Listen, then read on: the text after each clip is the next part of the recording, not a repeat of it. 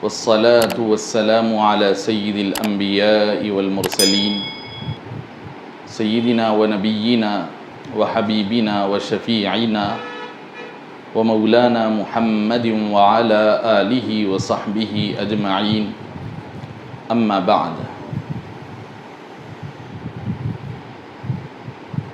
ثلة من الأولين وقليل من الآخرين صدق الله العظيم وصدق رسوله النبي الكريم۔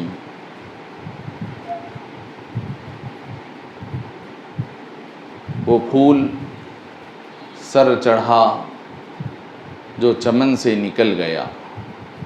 وہ پھول سر چڑھا جو چمن سے نکل گیا، عزت اسے ملی جو وطن سے نکل گیا، عزت اسے ملی جو وطن سے نکل گیا۔ محترم صدر اقبال اکیڈمی، صدر اجلاس، ماہر اقبالیہ جناب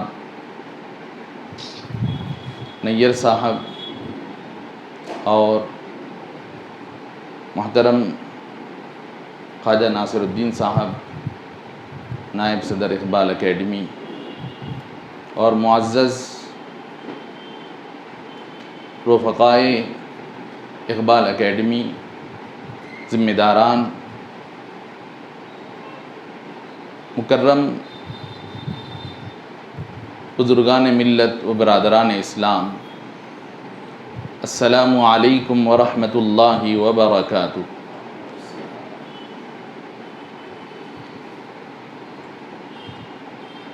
یہ ہم سب کے لیے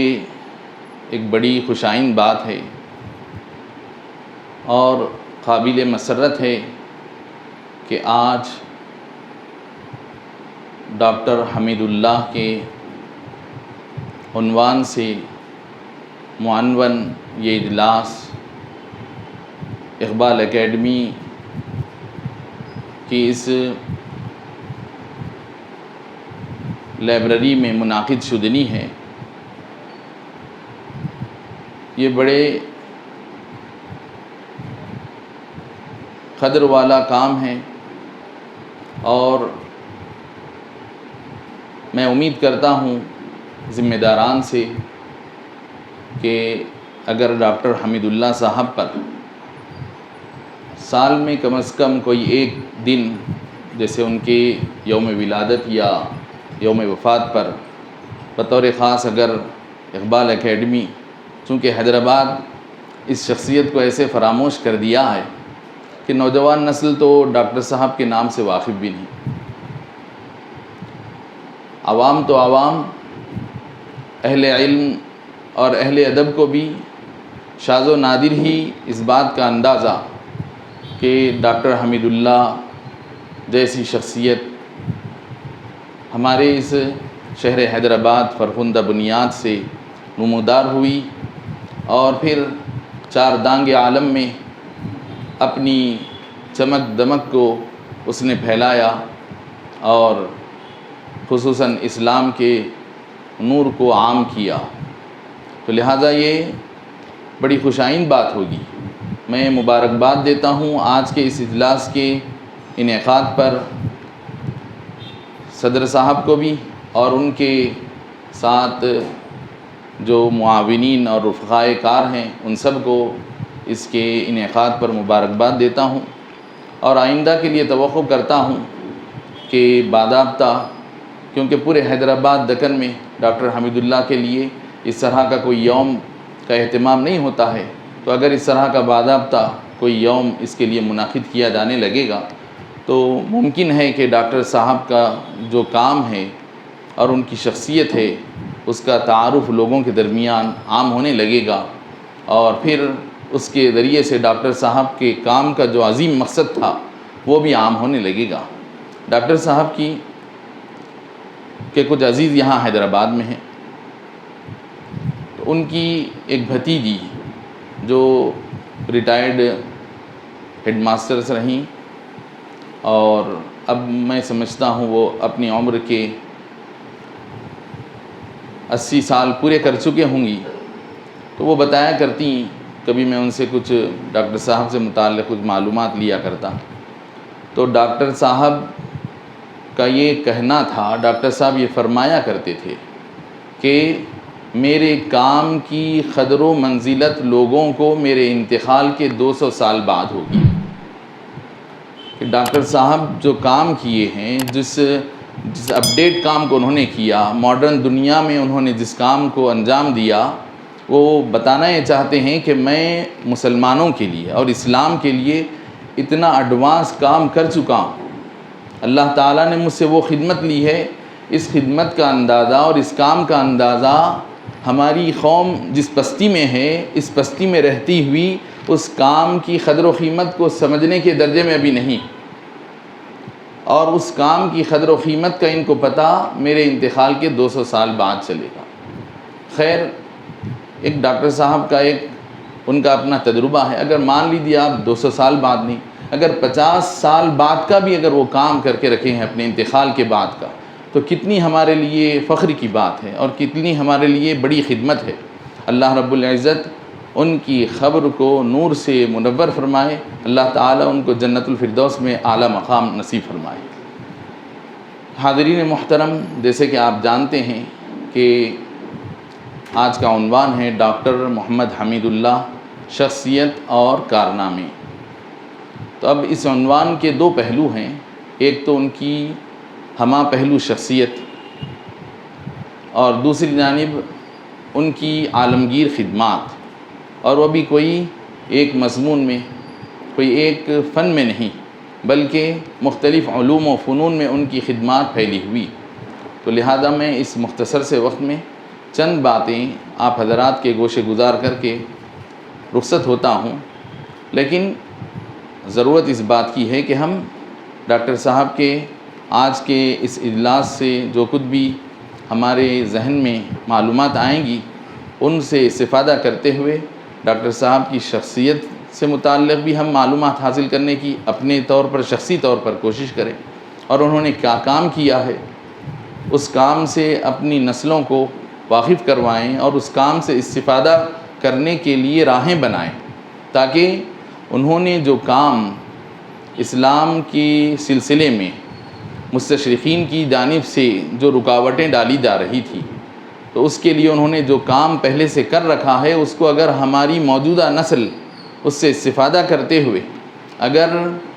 اپنے آپ کو اپڈیٹ کرے گی، تو پھر انشاءاللہ یہ موجودہ نسل آنے والے اسلام کے خلاف جو چیلنجز ہیں اس کے مقابلہ کرنے کے لیے اچھی طرح سے تیار ہو سکے گی۔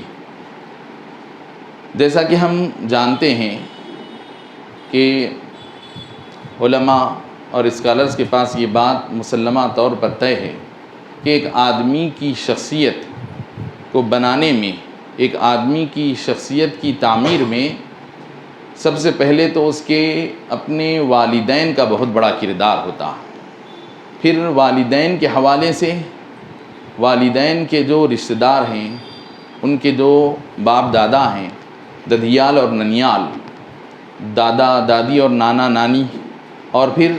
ان کے رشتے سے جو رشتہ دار جو جڑتے ہیں، قریب میں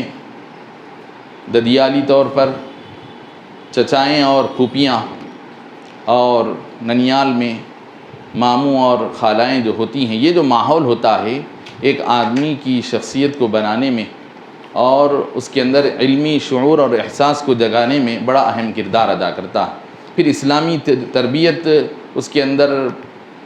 اسلامی تربیت کے جوہر پیدا کرنے میں یہ سارا ماحول بڑا ممد اور معاون ہوتا۔ پھر اس کے بعد، کیونکہ یہ سب سے پہلا مرحلہ ہوتا ہے، ایک بچہ جب پیدا ہوتا ہے تو اس کا سابقہ اس کے ماں باپ سے سب سے پہلے پڑتا ہے، پھر ماں باپ سے ذرا کچھ وہ تھوڑا سا بولنے سمجھنے چلنے پھرنے کے لائق ہوتا ہے تو اپنے دیگر رشتہ داروں سے پھر وہ رابطے میں آتا ہے، تو سب سے پہلے اس کا رابطہ ان رشتہ داروں سے ہوتا ہے، تو ان کی باتوں کو سننے سمجھنے لگتا ہے۔ پھر اس کے بعد اس کا رابطہ ثانوی طور پر، پھر دوسرا جب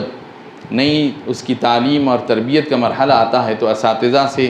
وہ رابطے میں آتا ہے، پھر اساتذہ اس کے اندر علمی جواہر کو، علمی باریکیوں کو، علمی نزاکتوں کو اس کے اندر سموتے ہیں۔ پھر اس کے ساتھ ساتھ اساتذہ کے بعد پھر مرحلہ ہوتا ہے ساتھیوں اور دوست احباب کے حلقے کا. یہ بھی ایک آدمی کی شخصیت پر بڑا اثر انداز ہوتے ہیں. تو یہ ہم جب ڈاکٹر حمید اللہ صاحب کی شخصیت کے اندر ہم دیکھتے ہیں تو ان تینوں معیار پر ڈاکٹر حمید اللہ کو اپنے وقت کے نہایت ہی قابل ترین لوگ، چاہے وہ ان کے اپنے ماں باپ کی شکل میں ہو یا ان کے اپنے ددیال اور ننیال کے رشتہ داروں کے شکل میں ہوں، یا ان کے لیے اساتذہ کی جب بات کی جاتی ہے تو اساتذہ کا بھی معاملہ وہ اپنے وقت کے انتہائی اعلیٰ ترین ماہر ترین اساتذہ ڈاکٹر حمید اللہ کو فراہم ہوئے، ان کے ہر موضوع پر، ان کے ہر مضمون کے سلسلے میں. پھر اس کے ساتھ ساتھ جب ہم دیکھتے ہیں ان کے اپنے معاصرین، ان کے اپنا جن لوگوں کے ساتھ اٹھنا بیٹھنا تھا، ان کے جو ہم عصر لوگ جو بعد میں فارغ ہو کر جب ہم دنیا کے سامنے آئے، جب ہم دیکھتے ہیں کہ ڈاکٹر حمید اللہ کے ساتھیوں میں ہیں تو وہ بھی اپنے وقت کی مثالی شخصیتیں ثابت ہوئیں. تو اس طرح ڈاکٹر حمید اللہ کی شخصیت کو سمجھنے میں ان کا اپنا خاندان، ان کے اپنے اساتذہ اور ان کے اپنے دوست احباب، یہ ان کی شخصیت کو سمجھنے کے لیے کافی. تو ڈاکٹر حمید اللہ کی شخصیت کو پڑھنے کے لیے ہم کو ان کے ان تین قسم کے رابطے میں آنے والے لوگوں کو پڑھنے اور سمجھنے کی ضرورت ہے تاکہ ان کی شخصیت کیا ہے، کس درجے پر اونچے درجے کی شخصیت تھی، اس کا اندازہ ہو سکے. میں خدمات کا تعارف تو کچھ خدمات تو آپ حضرات ابھی سماعت فرمائے ہیں، میں کچھ خدمات تو پوری یہاں پر اس مختصر سے وقت میں ان کا احاطہ تو نہیں کیا جا سکتا ہے، لیکن کچھ خدمات میں ذکر کروں گا. تو پہلی بات یہ کہ ڈاکٹر حمید اللہ خاندانی طور پر نوائد خاندان سے ان کا تعلق تھا. نوائد یہ عرب ایک قبیلہ تھا جو ہجرت کر کے ادھر ہندوستان میں نووارد ہوا. ہندوستان کے مختلف علاقوں میں اس خاندان کے غیر معمولی شخصیتیں نمودار ہوئیں. انہی میں ایک اہم ترین شخصیت، ادبی شخصیت باخر آگاہ پہلوی کی بھی ہے، اور ایک اہم ترین شخصیت بمبئی کے قریب میں ایک علاقہ ماہم کے نام سے، وہاں پر ایک بہت بڑے بزرگ ہیں جو اپنے وقت کے صوفی بھی گزرے ہیں. تو وہ مشہور زمانہ مفسر بھی ہیں. ان کی ایک اہم ترین تفسیر ہے جس کو عارفانہ اعتبار سے، جیسے کہ تفسیر میں محی الدین ابن عربی رحمۃ اللہ علیہ کی ایک تفسیر عارفانہ اعتبار سے تصوف کے مضامین کو بیان کرنے میں ایک اہم تفسیر سمجھی جاتی ہے، ایسے ہی ماہم کے یہ جو بزرگ ہیں شیخ علی المہائمی رحمۃ اللہ علیہ، تو یہ بھی اسی خاندان سے تعلق رکھتے ہیں، یعنی اسی قبیلے سے جو عرب سے ہجرت کر کے آیا تھا. تو پھر بطور خاص ڈاکٹر حمید اللہ رحمۃ اللہ علیہ کے خود ان کے اپنے قریبی رشتہ دار، یعنی ان کے اپنے آباء و اجداد کے سلسلے میں جو اہم ترین ہستیاں ہم کو ان کے قریب کے نسب میں ملتی ہیں، جو نام ان کے پردادا کا ہے. ان کے پردادا ہیں محمد غوث شرف الملک. ڈاکٹر حمید اللہ کے یہ پردادا ہیں. نواب آرکاٹ کے پاس آپ دیوان تھے. نواب آرکاٹ سمجھیے گویا کہ یہ سمجھ لیجیے آپ موجودہ جو مدراس کا علاقہ ہے، تو وہ مدراس کے آج جو ہم جس علاقے کو مدراس سے یاد کرتے ہیں، تو مدراس کی حکومت اس زمانے میں آرکاٹ کے نواب کے تحت تھی. تو مدراس کا علاقہ آرکاٹ کے نواب کے تحت آتا تھا. تو آرکاٹ کے نواب کے پاس ڈاکٹر محمد حمید اللہ رحمۃ اللہ علیہ کے پردادا دیوان تھے، اور دیوان کا مقام وزیر اعظم کے برابر ہوا کرتا تھا. آج بھی ڈاکٹر حمید اللہ کے پردادا کو نواب آرکاٹ نے جو جاگیر ان کے اعزاز میں عطا کی تھی، اس جاگیر کے حوالے سے ایک علاقہ مدراس میں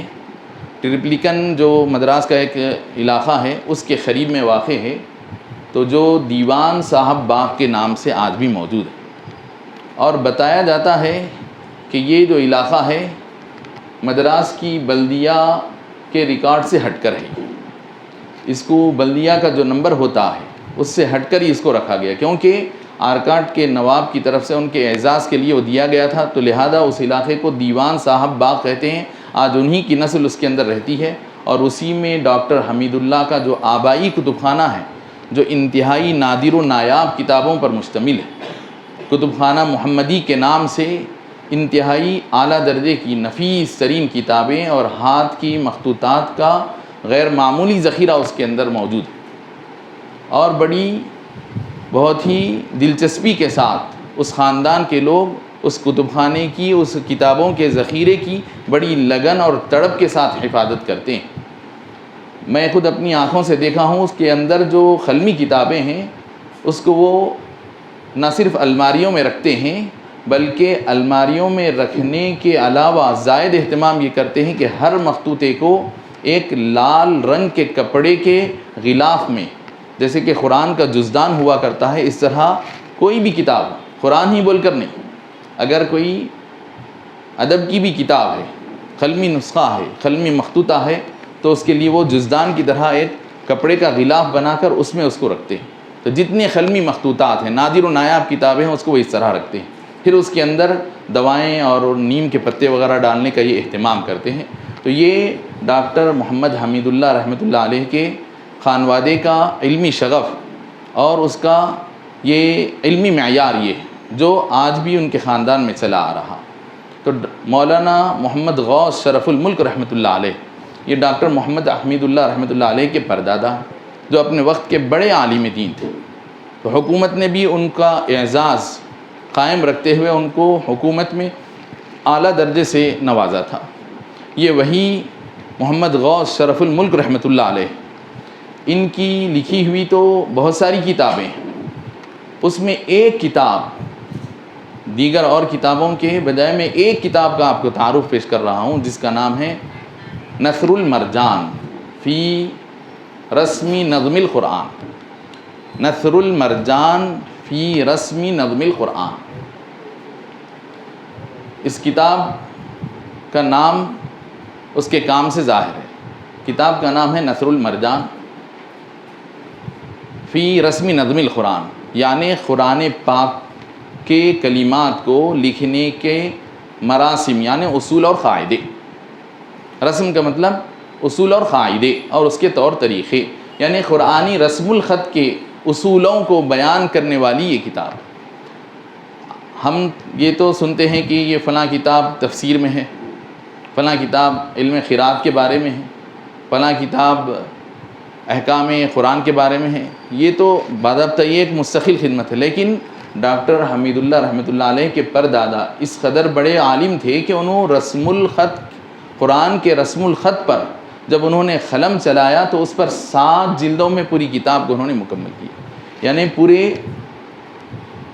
سورہ فاتحہ کے الحمد سے لے کر جب انہوں نے شروع کیا قلم چلانا تو والناس کے سین تک کے ایک ایک کلمے کو لکھنے کا رسم الخط کیا ہے، اس کے کیا اصول ہیں، اس کے کیا آداب و احکام ہیں، پورے اس میں انہوں نے بیان، اور جملہ 7 موٹی موٹی جلدوں میں یہ کتاب جامع نظامیہ کا جو ایک ادارہ ہے، بانی جامع نظامیہ حضرت شیخ الاسلام امام محمد انوار اللہ فاروقی رحمۃ اللہ علیہ، جو میر عثمان علی خان بادشاہ وقت کی کابینیٹ کے وزیر امور مذہبی تھے، اس زمانے میں انہوں نے اپنے اثر و رسوخ سے ایک اشاعتی ادارہ مجلس اشاعت العلوم کے نام سے قائم کروایا، اور اس ادارے کے تحت انہوں نے وقت کے بڑے بڑے علماء کی لکھی ہوئی قابل قدر کون کون سی کتابیں ہیں، کن کتب خانوں میں ہیں، جو اس لائق ہیں کہ منصۂ شہود پر آئیں، جو ابھی تک دنیا میں جلوہ آرائی کی منتظر تھی، لیکن وسائل اور اسباب نہیں ہونے کی وجہ سے کتب خانوں کی زینت بنی ہوئی تھی، نہ صرف بلکہ کتب خانوں کی زینت بھی نہیں بلکہ کتب خانوں کے اندر وہ ڈھکی ہوئی چھپی ہوئی تھیں، منتظر طبع تھیں۔ تو حضرت شیخ الاسلام بانی جامعہ نظامیہ علیہ الرحمۃ والرضوان، انہوں نے اس کتاب کا انتخاب کیا، اس کی اشاعت کے لیے انہوں نے حکم جاری کیا اور اس کے لیے گرانٹ منظور کروائی، اور پھر اس کتاب کی اشاعت کا اہتمام ہوا تو یہ کتاب جملہ 7 جلدوں میں دنیا میں پہلی مرتبہ دنیا کے سامنے آئی، دنیا کے سامنے متعارف ہوئی۔ تو یہ ڈاکٹر حمید اللہ رحمۃ اللہ علیہ کے پردادا کی لکھی ہوئی کتاب مجلس اشاعت العلوم جامع نظامیہ سے شائع ہوئی۔ اب ہم جامع نظامیہ میں جب عرب کے علماء آتے ہیں، ان کو مختلف کتابوں کا جب تعارف کروایا جاتا ہے، ایسی کتابیں جو عالم عرب میں بھی شائع نہیں ہوئی، عالم عرب کو بھی اس کا اندازہ نہیں، تو جب یہ کتاب کو دیکھتے ہیں تو وہ انگشت بدندہ رہ جاتے ہیں اور محو حیرت ہو جاتے ہیں کہ ایک ہندوستانی عالم ایسی کتاب کوئی 10-20 صفحات پر نہیں، کوئی رسم الخط، اب رسم الخط بول تو کوئی ایسا نہیں کہ کوئی اس کے اندر فقہی مسئلہ چل رہا ہے جس کے تحت جو ہے 4, 5, 7, 8, 10, 15 صفحے کی بحث چلی گئی ہے یا کوئی سائنٹیفک بحث نکل گئی ہے اور چل رہی ہے، ایسا نہیں۔ رسم الخط صرف اصول کے متعلق لکھ رہے ہیں تو 7 جلدوں میں وہ کتاب لکھے ہیں، تو عرب علماء اس کو دیکھ کر دنگ رہ جاتے ہیں اور خواہش کرتے ہیں کہ اس کا نسخہ ان کو چاہیے۔ تو یہ ڈاکٹر حمید اللہ رحمۃ اللہ علیہ کے پردادا محمد غوث شرف الملک رحمۃ اللہ علیہ اتنے بڑے عالم دین تھے۔ پھر ان کی اولاد میں ان کے 2 صاحبزادے، ایک نواب عبد الوہاب مدار العمراء، دوسرے قاضی بدر الدولہ محمد صبغت اللہ رحمۃ اللہ علیہ۔ یہ ڈاکٹر حمید اللہ کے حقیقی دادا ہوتے ہیں، قاضی بدر الدولہ محمد صبغت اللہ رحمۃ اللہ علیہ، جو دیوان صاحب کے محمد غوث شرف الملک کے بیٹے ہیں، ڈاکٹر حمید اللہ کے دادا ہوتے ہیں۔ قاضی بدر الدولہ محمد صبغت اللہ رحمۃ اللہ علیہ یہ بھی اپنے وقت کے بڑے عظیم ترین عالم دین، ان کی بھی بہت ساری کتابیں عربی میں، فارسی میں اور اردو تو ابھی اس وقت نئے طور پر اردو زبان ابھی پنپ رہی تھی اور بہت کم لوگ اردو میں قلم چلانے لگے تھے۔ انہی میں سے ایک ڈاکٹر محمد حمید اللہ کے یہ دادا ہیں جو اردو زبان میں قلم چلائے، اور انہوں نے اردو زبان میں نبی پاک علیہ الصلاۃ والسلام کی سیرت پر کتابوں کو اپنی کتابوں کا موضوع بنایا، اور اسی طرح نبی پاک علیہ الصلاۃ والسلام کی سیرت کے علاوہ تفسیر میں ایک تفسیر اردو زبان کی اولین تفسیروں میں شمار کی جاتی ہے، تفسیر فیض الکریم کے نام سے انہوں نے تفسیر کا آغاز کیا، اردو زبان کی اولین تفاسیر میں، کیونکہ اردو زبان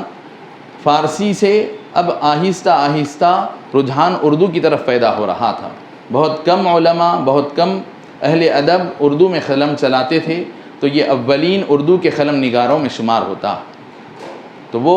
اردو زبان کی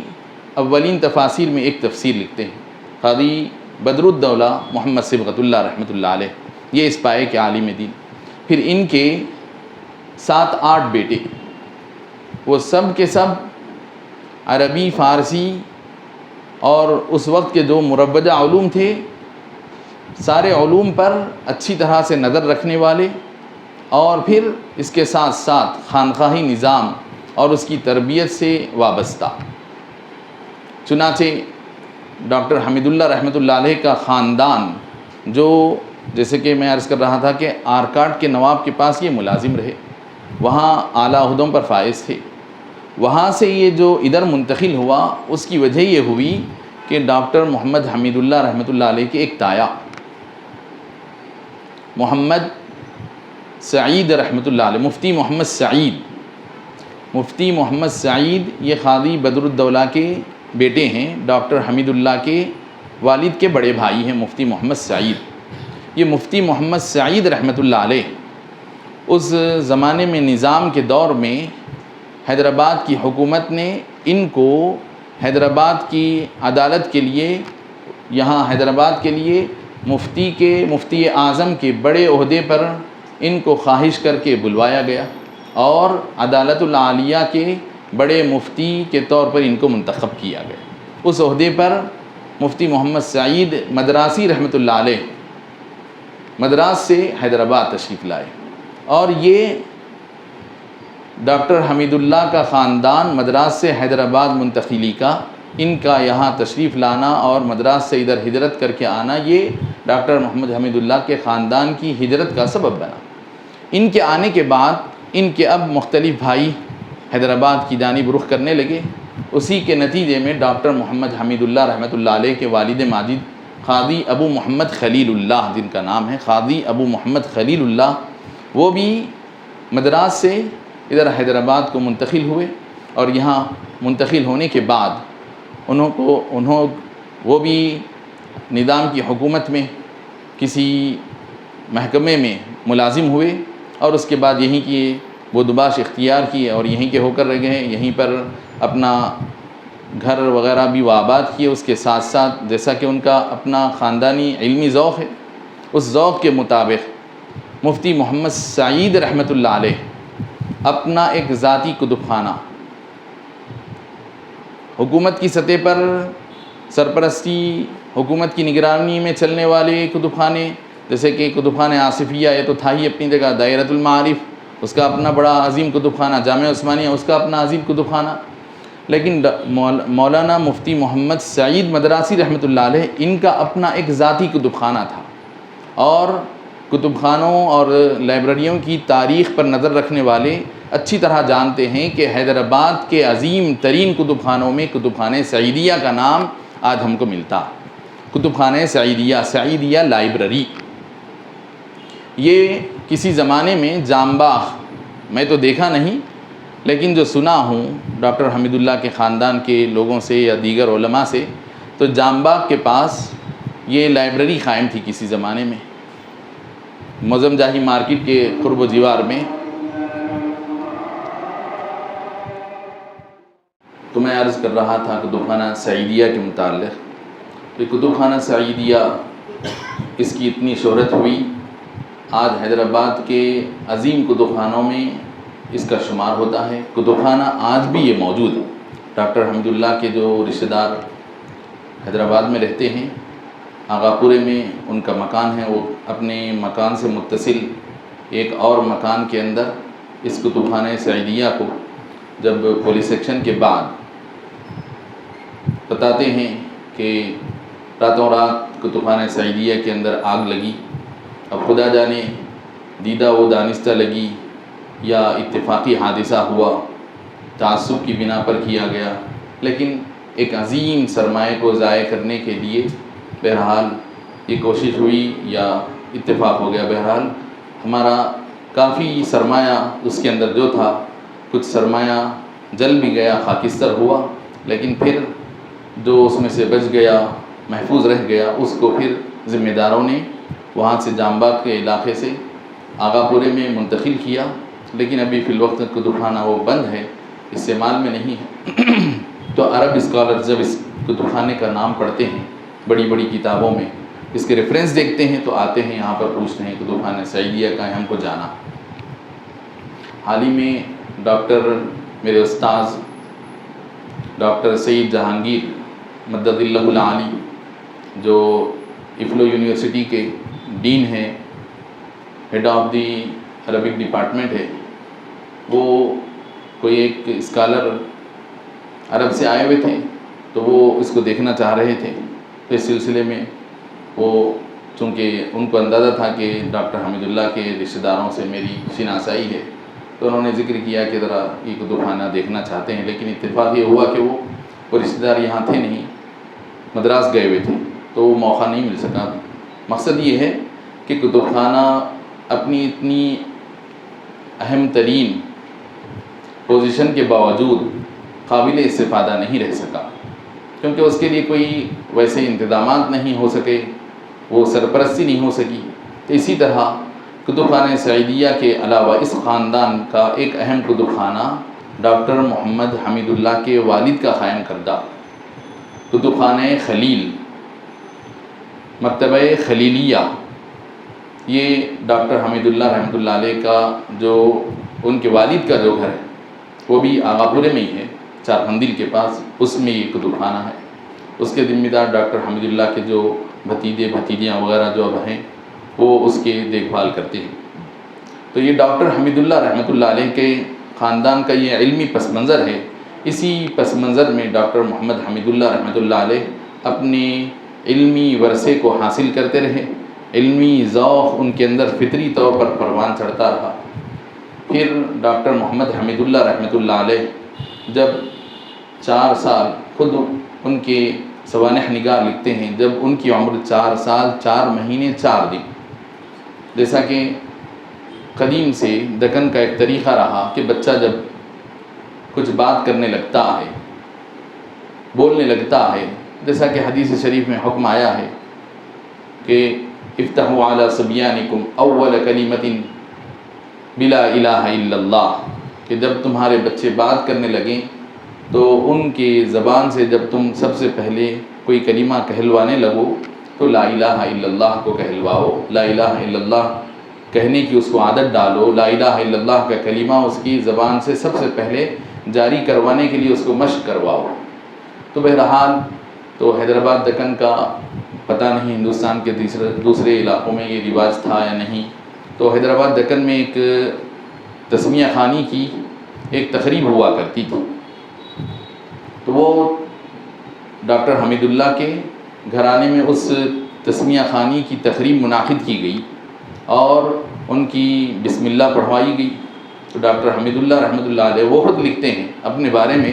کہ میں چونکہ ابھی شعور کے اعتبار سے کوئی بڑی عمر کو نہیں پہنچا تھا، جب میرے لیے تسمیہ خوانی پڑھانے کے لیے جو خاندان کے بزرگ جب وہ سورہ فاتحہ اور سورہ علق کی آیات میرے سامنے پڑھ رہے تھے تاکہ میں ان کی نقل کرتا ہوا پڑھتا جاؤں، تو وہ بزرگ ابھی شروع کیے ہی تھے کہ میں آگے آگے پڑھتا چلا گیا بچپن کی وجہ سے۔ تو اس سے بھی اندازہ ہوتا ہے اس بات کا کہ ڈاکٹر حمید اللہ کا جو علمی شعور تھا خاندانی طور پر پہلے سے وہ بیدار تھا، خاندانی طور پر وہ ورثے میں بہت سارے اسلامی اخلاق و اقدار کو وراثتاً سیکھ چکے تھے۔ تو بہرحال اس کے بعد ان کو دارالعلوم جو اس وقت ایک سرکاری اسکول بن کر رہ گیا ہے، ورنہ وہ اس زمانے کا جو نظام کے دور میں کولیسیشن کے پہلے کے دور میں، یعنی کہنا چاہیے کہ 19ویں صدی میں 1800 کے بعد کا جو دور تھا، یعنی 19ویں صدی 20ویں صدی شروع ہونے سے پہلے کا قائم کیا ہوا یہ دارالعلوم جو چار کمان کے پاس آج بھی اس کا رقبہ، اس کا احاطہ، اس کی بچی کچی عمارتیں موجود ہیں، لیکن اس میں ایک چھوٹا سا برائے نام اردو اسکول چل رہا ہے، پتہ نہیں وہ بھی اب کب تک رہتا یا کب ختم ہو جاتا۔ ڈاکٹر صاحب یہاں اس کے خور وزیوار میں رہتے ہیں، ڈاکٹر کرمانی صاحب وہ اچھا واقف ہیں۔ تو بہرحال ڈاکٹر حمید اللہ اس ادارے میں اس اسکول میں تعلیم پائے، دارالعلوم ہائی اسکول میں وہ 6ٹی جماعت تک تعلیم پائے۔ اس کے بعد ڈاکٹر حمید اللہ اور ان کے ایک بھائی مولانا حبیب اللہ صاحب رحمۃ اللہ علیہ، جو ڈاکٹر حمید اللہ سے کچھ عمر میں بڑے تھے، ان کے والد دونوں کو دارالعلوم سے نکال کر جامعہ نظامیہ میں داخلہ کروائے علوم اسلامیہ کی اعلیٰ تعلیم کے لیے، کیونکہ دارالعلوم ایک دنیاوی اعتبار سے ایک اسکول سمجھا جاتا جہاں پر دنیاوی عصری علوم کے ساتھ ساتھ کچھ دینیات بھی پڑھائی جاتی تھی، عربی اور فارسی کے بھی مضامین وہاں پر تھے، لیکن مگر خالص علوم اسلامیہ کے لیے وہ اسکول نہیں تھا۔ تو ڈاکٹر حمید اللہ کے والد دونوں بھائیوں کو وہاں سے نکلوا کر جامعہ نظامیہ میں داخلہ کروائے۔ ڈاکٹر حمید اللہ کا داخلہ وہاں پر اس زمانے میں 4م جماعت میں ہوا، عربی کی 4م جماعت میں ان کا داخلہ ہوا، اور ان کے خاندان میں آج بھی کچھ ایسے وسیقِ جات موجود ہیں جس میں اس جماعت میں ڈاکٹر حمید اللہ اعلیٰ امتیازی نشانات سے کامیابی حاصل کر کے غیر معمولی ترقی پاتے ہوئے بہت جلد اوپر کی جماعتوں میں چلے گئے، اور یعنی جو سسٹم اس زمانے میں چلتا تھا اس میں 2-3 جمپ لے کر وہ بہت جلد مولوی کی جماعت میں شریک ہو گئے، یعنی 4م کے بعد مولوی کی جماعت گویا 9ویں جماعت سمجھی جاتی ہے۔ 4م میں ان کا ایڈمیشن ہوا اور مولوی کی جو جماعت ہے آج بھی جامعہ نظامیہ وہ 9ویں جماعت کے برابر سمجھی جاتی ہے۔ تو بہت جلد وہ ترقی کرتے ہوئے اپنے پروگرام سے کے خلاف توقع وہ 9ویں جماعت میں مولوی میں پہنچ گئے۔ اس کے بعد مولوی اول اور مولوی دوم کا امتحان وہ کامیاب کیے، اور اس زمانے میں وہاں جو ان کے ہم جماعت جو طلباء تھے اس میں ایک اہم ترین نام جو ہم کو ملتا ہے، جیسے ڈاکٹر حمید اللہ کے بارے میں کوئی سوچا بھی نہیں تھا ہوگا کہ حیدرآباد سے طلوع ہونے والا یہ ستارہ، حیدرآباد کا یہ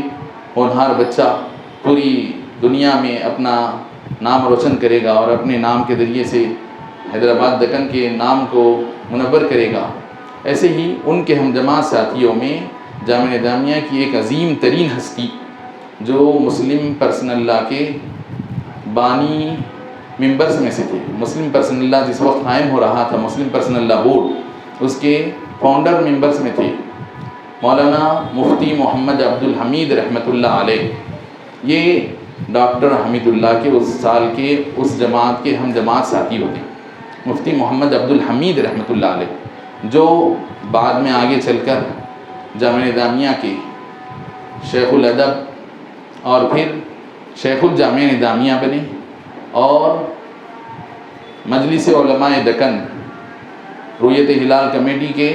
اہم ترین ریڑھ کی ہڈی سمجھے جاتے تھے مفتی عبد الحمید رحمۃ اللہ علیہ. جب ان کا وصال ہوا تو یہ بات کہی جانے لگی کہ علم کی کمر ٹوٹ گئی. کہتے ہیں کہ جب ان کا وصال ہوا، اتنی ان کی ٹھوس صلاحیت تھی اسلامیات میں اور عربی ادب میں کہ لوگ کہنے لگے کہ علم کی کمر ٹوٹ گئی. تو یہ مفتی عبد الحمید رحمۃ اللہ علیہ یہی ڈاکٹر حمید اللہ کے جماعت ساتھی. اور اسی بیچ کے فارغین میں ایک اہم نام ملتا ہے حاجی محمد منیر الدین رحمۃ اللہ علیہ، جو مکہ مسجد کے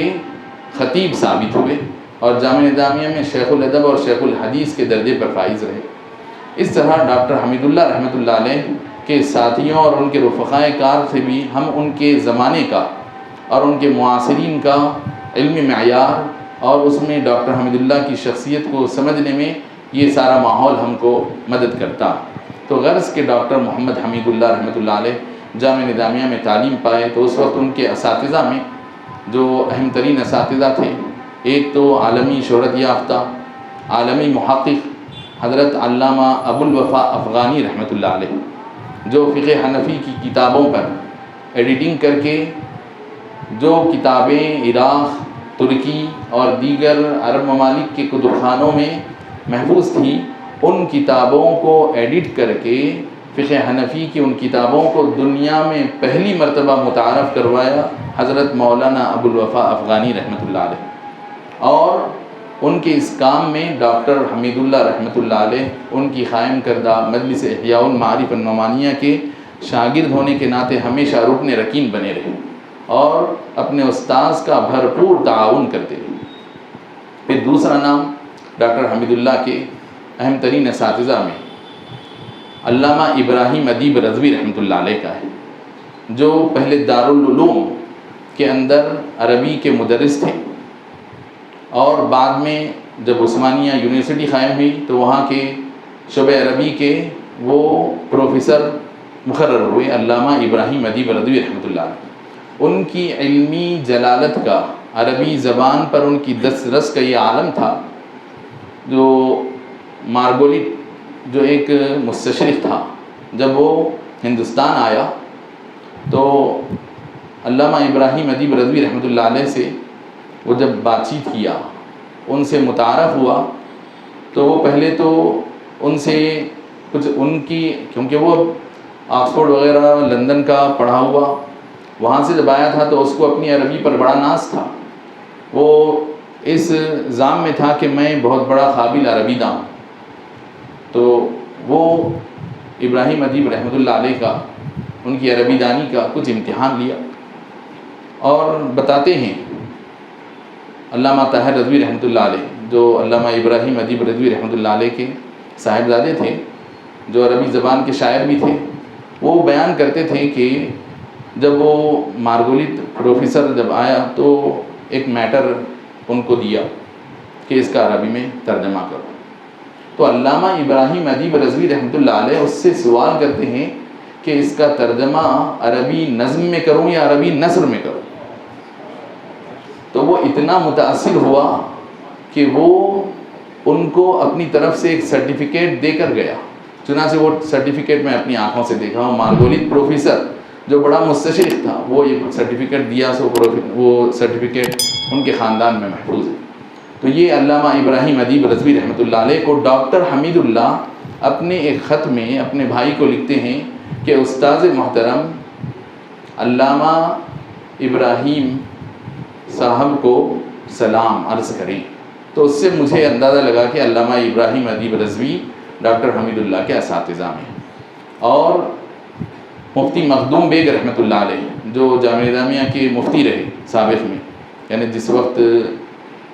1947-48 کا جو زمانہ ہے پولیس ایکشن کا، اس زمانے میں جامعہ نظامیہ جو مفتی تھے، مفتی مخدوم بیگ رحمۃ اللہ علیہ، وہ ڈاکٹر محمد حمید اللہ کے اساتذہ میں ہیں، اور وہ سب سے زیادہ نیاز مندی کا اپنے خطوط میں اظہار کرتے ہیں علامہ ابو الوفا افغانی رحمۃ اللہ علیہ کا وقتاً فوقتاً نام لیتے ہوئے، کیونکہ وہ جو مجلس احیاء المعارف النعمانیہ تھی، اس کے کام میں چونکہ ڈاکٹر حمید اللہ خود اپنے استاذ کے ساتھ شریک کار تھے، ان کے معاون تھے، ان کے رفیق تھے، تو وہ اپنے استاذ کے ساتھ وہ وفادارانہ سلوک یہاں سے ترک وطن کرنے کے باوجود بھی ڈاکٹر حمید اللہ اپنے استاذ کی آخری سانسوں تک برابر وہ سلسلہ جاری رکھے، اور اپنے اسی استاذ علامہ ابو الوفا افغانی رحمۃ اللہ علیہ سے انہوں نے اس قدر انسپائریشن لیا تھا، اس قدر اپنے اندر انہوں نے اپنے استاذ کے اثر کو قبول کیا کہ علامہ ابو الوفا افغانی رحمۃ اللہ علیہ علمی کتابوں کی تحقیق، علمی کتابوں کو ایڈٹ کرنے کے لیے اپنی پوری زندگی کو انہوں نے وقف کر دیا، اور ان کو شادی کرنے کی طرف کبھی توجہ اور خیال بھی نہیں ہوا۔ اور یہی بات ڈاکٹر حمید اللہ سے پوچھی گئی، تو ڈاکٹر حمید اللہ نے ان سے جب پوچھا گیا کہ آپ شادی کیوں نہیں کیے، تو انہوں نے یہی عرض کیا، انہوں نے یہی فرمایا کہ مجھے اپنی اس کام سے فرصت ہی نہیں، کہ علمی کتابوں کی تحقیق سے مجھے فرصت ہی نہیں ملتی کہ میں اس طرف کچھ توجہ کر سکوں۔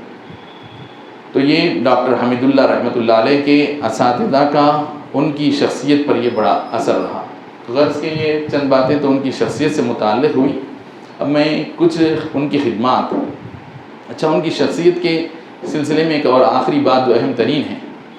کہ ڈاکٹر حمید اللہ ایسے ہونہار اور ایسے چابک دست اور ایسے نشیط اور سرگرم انسان تھے کہ جس کام کا وہ تہیہ اور ارادہ کر لیتے اس کو نمٹا کر رہے تھے۔ تو ہوا یہ کہ ڈاکٹر حمید اللہ رحمۃ اللہ علیہ، ان کا ایک گھر نمائش کے سامنے کے علاقے میں، جس کو کٹل منڈی کہتے ہیں، کٹل منڈی میں درگاہ حضرت حبیب علی شاہ رحمۃ اللہ علیہ، حبیب علی شاہ رحمۃ اللہ علیہ کی درگاہ کے سامنے ہی بالکل ان کا گھر واقع تھا۔ اور یہ حبیب علی شاہ رحمۃ اللہ علیہ کی درگاہ میں جو مسجد قائم ہے، اس مسجد کے، یہ محلے کی مسجد ہونے کے ناطے مصلی تھے ڈاکٹر حمید اللہ، اور یہ علم حاصل کر کے جتنی ڈگریاں لینا تھا لے چکے ڈاکٹر حمید اللہ۔ جامعہ نظامیہ سے پڑھ کے فارغ ہوئے، جامعہ عثمانیہ سے پڑھ کے فارغ ہوئے، بون یونیورسٹی، سوربون یونیورسٹی وغیرہ سب پوری دنیا گھوم کر آ گئے، اب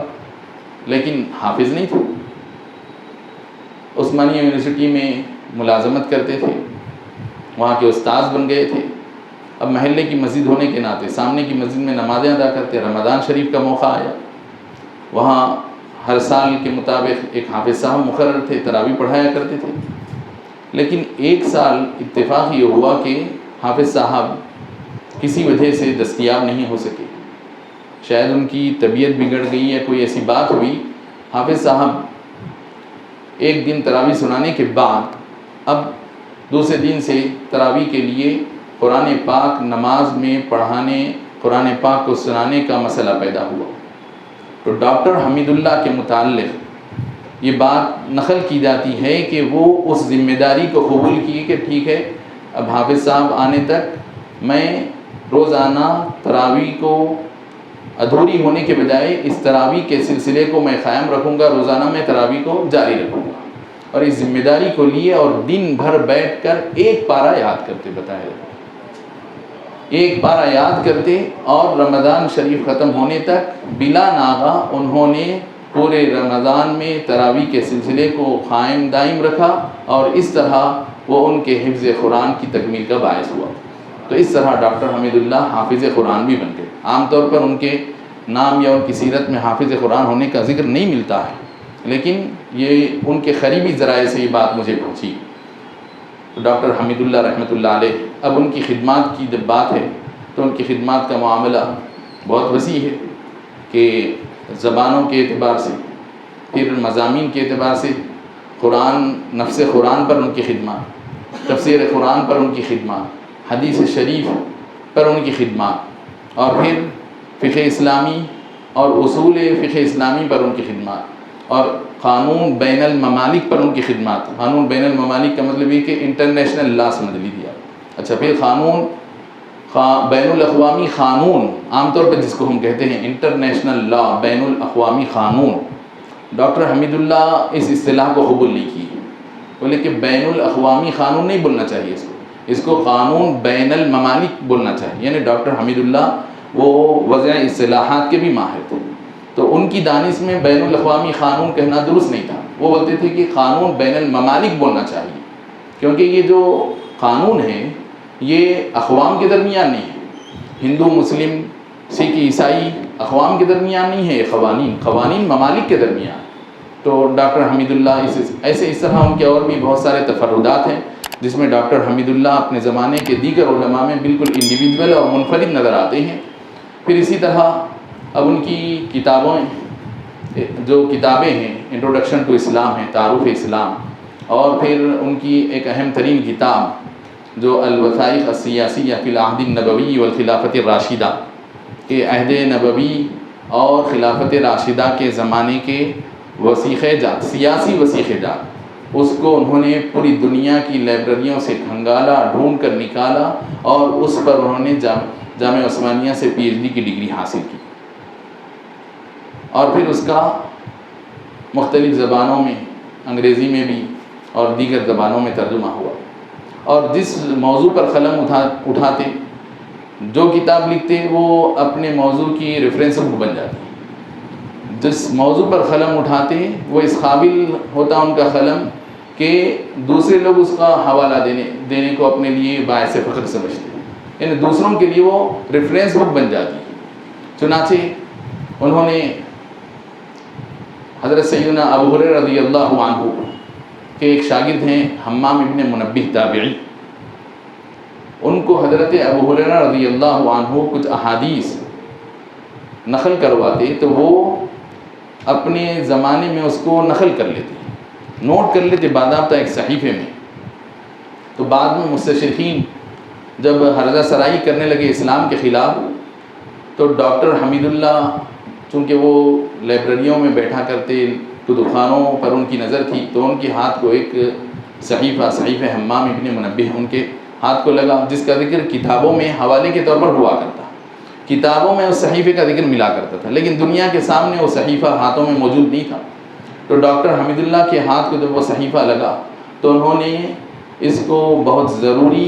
اور اہم ترین خدمت سمجھ کر انہوں نے اس صحیفے کی ایڈیٹنگ کی، اور دوسرے اور ایک نسخے کو تلاش کر کے ڈھونڈ کر دو نسخوں کا مقابلہ کر کے انہوں نے اس پر کام کر کے اس کو اشاعت کے قابل بنایا۔ تو اب وہ ایسا زمانہ تھا کہ عین اسی وقت میں مستشرقین یہ کہنے لگے تھے کہ یہ آپ کے پاس جو حدیث ہے، یہ حدیث کا کیا بھروسہ اور کیا اعتبار، کیونکہ جس آپ کے جو نبی پاک علیہ الصلوۃ والسلام ہیں، ان کے وصال کے 200 سال بعد یہ جتنے محدثین ہیں، ائمہ صحاح ستہ ہیں، امام بخاری، امام مسلم، ان کا زمانہ 200 سال بعد کا ہے، اور آپ لوگ یہ جو کتابیں بتا رہے ہیں 200 سال بعد کی ہیں، تو یہ بیچ میں 200 سال کا گیپ ہے۔ تو ڈاکٹر حمید اللہ جب یہ صحیفہ حمام ابن منبہ کو جب انہوں نے ایڈٹ کر کے شائع کیا، تو ان مستشرقین کے لیے منہ توڑ جواب ہو گیا، کیونکہ یہ صحیفہ کوئی امام بخاری کے زمانے کا نہیں ہے، بلکہ امام بخاری سے بھی 100-150 سال پہلے کا صحیفہ تھا، کیونکہ تابعی ہے حمام ابن منبہ۔ تو جب یہ صحیفہ شائع ہوا اور اس صحیفے کے حوالے سے جو احادیث مسند امام احمد میں نقل ہوئی تھی، اس صحیفے کو اس سے ٹیلی کیا گیا۔ مسند احمد میں بھی یہ صحیفہ آلریڈی چلتا آ رہا تھا، اس کو جب تقابل کیا گیا، ٹیلی کیا گیا، تو من وعن حدیثیں اس کی جوں کی توں پائی گئی۔ تو اس کے ذریعے سے ایک اعتبار حدیث کے مستند ہونے کا یہ قائم ہوا کہ حدیث شریف کبھی بھی اس کے نقل کیے جانے کا جو سلسلہ ہے بیچ میں سے ٹوٹا ہوا منقطع نہیں، بلکہ ہر زمانے میں حدیثوں کی روایت اور نقل کا سلسلہ برابر لگاتار جاری رہا، کہ صحابہ سے تابعین، تابعین سے تبع تابعین، یہ سلسلے وار ایک دوسرے کو منتقل کرتے رہے۔ اس کا سلسلہ 200 سال تک زبانی طور پر رہا، اور کوئی حضرات کتابوں میں منتقل کرتے رہے، لیکن چونکہ امام بخاری وغیرہ یہ بعد میں یہ اس کی آتھینٹسٹی پر کام کرتے ہوئے کام کی، ورنہ نفس حدیث منتقل ہوتی رہی اپنے اپنے طریقے کے مطابق. ایسا نہیں کہ حدیث بالکل کچھ زمانے کے لیے موقوف ہو گئی تھی، اس کا پڑھنا پڑھانا اچانک 200 سال بعد خیال ہے، ایسی بات نہیں. تو باتیں تو ڈاکٹر حمید اللہ کی شخصیت کے حوالے سے بہت ہیں، تو میں اب وقت کافی ہو گیا ہے، اس لیے میں کچھ زیادہ عرض نہیں کر سکوں گا. لیکن اتنی بات پھر اخیر میں ایک اور درخواست یہ بھی رکھوں گا کہ چونکہ ہم دکن ایک ہندوستان کا ایک خطہ بلکہ نظام کے دور میں تو باضابطہ ایک الگ ملک سمجھا جاتا ہے، تو دکن کی بہت ساری شخصیات تاریخ کی تہ میں جب گئی، غیر معمولی شخصیت یہاں سے ابھری. تو بطور خاص ڈاکٹر حمید اللہ کے کسی موقع سے یوم حمید اللہ اگر منانے کی میزبانی اگر اقبال اکیڈمی قبول کرتی ہے تو یہ بہت بڑی بات ہے. اسی طرح دیگر دکن کی شخصیات جو تاریخ کی گرد میں دبی جا رہی ہیں، سرمایہ ان سے متعلق مٹتا جا رہا ہے. اگر اقبال اکیڈمی ماشاءاللہ یہاں پر ایک علمی ذوق ہے اور غیر معمولی لائبریری ہے، میں سمجھتا ہوں کہ پاکستان میں جو کچھ بھی نیا سرمایہ آتا ہے اردو میں، شاید حیدرآباد میں یا دکن کے علاقے میں کہیں اور آنے سے پہلے یہاں آ جاتا ہے. یہ ایک بڑی بات ہے ہمارے لیے کہ ایک ذخیرہ اردو زبان میں، اور ممکن ہے دکنیات کا بھی جتنا ذخیرہ شاید یہاں ہوگا شاید ہی کہیں ہوگا. تو اس لیے دکنیات کے سلسلے میں دکن کی علمی اور ادبی شخصیتوں جیسے کہ امجد حیدرآبادی، یوم امجد حیدرآبادی شاید ہوتا ہے نہیں ہوتا ہے اندازہ نہیں ہے، میں کوئی ادبی آدمی تو ہوں نہیں، ایک علمی مزاج کا آدمی ہوں. کچھ شناسائی کہیں کوئی چیز اچھی بھلی لگ گئی تو کچھ ادب سے متعلق کچھ دیکھ لیتا ہوں، ورنہ آپ حضرات مجھ سے بہتر جانتے ہیں ادب کے معاملے میں تو یوم امجد حیدرآبادی ہے. اسی طرح علامہ انوار اللہ فاروقی رحمۃ اللہ علیہ، ان کا جیسا تعارف حیدرآباد کے لوگوں کو چاہیے، خاص طور پر نئے شہر کے لوگ ان سے متعارف ہیں. ان کی بڑی خدمات ہے، دائرۃ المعارف، کتب خانہ آصفیہ، تاریخ کے اندر ایک بات کہ علم کو کس طرح انہوں نے محفوظ کیا، تو اگر ان کے متعلق کچھ اہتمام کیا جاتا ہے. اسی طرح اور دیگر شخصیات جو بڑی بڑی علمی گزری ہیں، ان سب کا اگر اس طرح اہتمام جتنا بھی ہو سکے، یہ کوئی ضروری نہیں کہ اب ہر شخصیت پر ہو، لیکن جو بھی اہم ترین شخصیات ہیں، امتیازی ان کے اندر کچھ خصوصیات ہیں، تو ان کو چن کر ان کی ایک فہرست بنا کر ان کے ایام منعقد کیے جائیں تاکہ نئی نسل کو واقفیت ہو سکے. اللہ رب العزت سے دعا ہے کہ پروردگار عالم ہماری اس نشست کو قبول فرمائے. ڈاکٹر محمد حمید اللہ رحمۃ اللہ علیہ کے توسط سے اللہ تعالی ہماری خدمات کو اور ہمارے اعمال صالحہ کو قبول فرمائے. وصلی اللہ تعالی علی خیر خلقہ سیدنا محمد وآلہ وصحبہ وبارک وسلم اجمعین والحمد للہ رب العالمین.